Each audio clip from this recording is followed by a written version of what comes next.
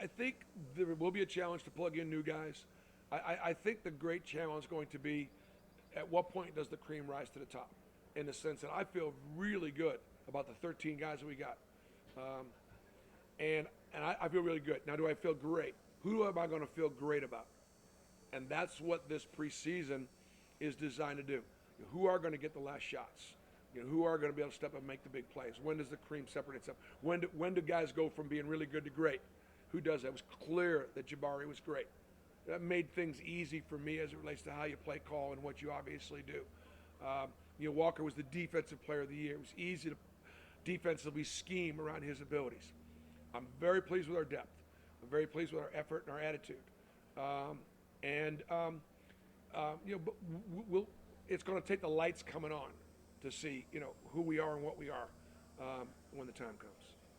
I would imagine we'll be mixing them up again. I don't know. I just don't think there's going to be that much separation. I really don't.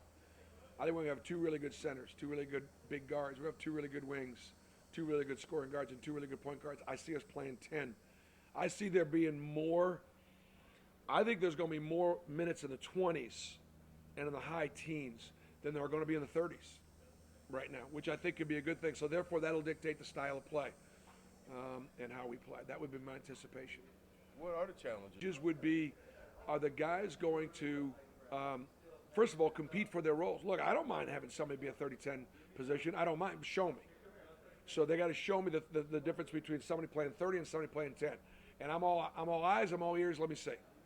But if there's not great separation, then will they be accepting of, all right, this is what you're going to get?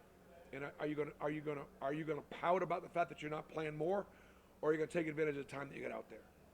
And that'll be that. At this point, that's all the challenge I can see.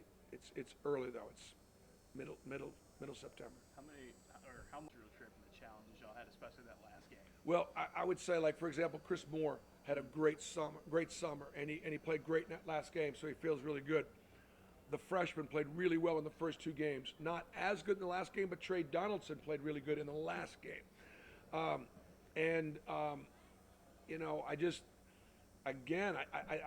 think what I saw in Israel sort of reinforces everything I've said to this point, that we got great depth.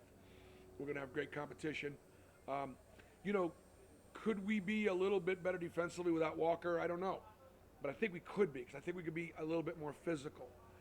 We're going to have to shoot the ball better. We're just going to have to make open shots and free throws better than what we've made. And so that's going to be one of the things I would be. I'm not worried about anything right now, but if I was worried about anything, will we make open shots and how will we be from the foul line?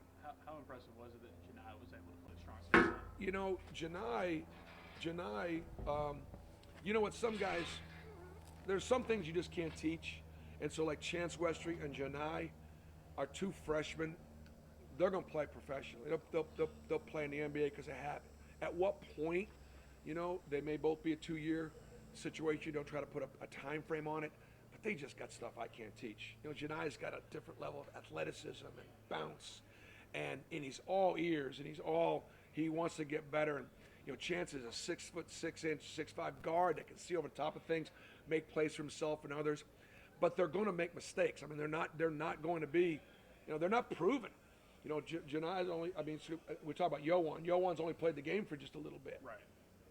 But there's real talent. Janai is an old school. He's an old school center. He's an old school back to the basket. Make plays, make the right pass. Tough kid. He can do some things facing. I mean, the thing I like about him is they're all working hard. They all want to get better. None of them have got any kind of attitudes about being there already, and they all know it's a work in progress. Well, I would do anything for Auburn, anything. I think my relationship with Auburn speaks for itself. We're so lucky to have Bruce. I got a chance to see a lot of this Israel stuff last night, and it was really heartwarming and touching. I mean, you think about those kids. I mean, how many of you guys been to Israel? I mean, shit, I'm Charles Barkley. I ain't been to Israel, and I'm 60. I mean, think about that for a young kid to experience that, man. That goes beyond what you can ever dream of. I mean, you need to experience the world, and to go to a place like that, it's got to be emotional, got to be somewhat life-changing. I mean, it's pretty amazing, man. And I'm proud that Auburn did the trip. But like I said, I do anything for this program. Anytime I come back down here is always awesome.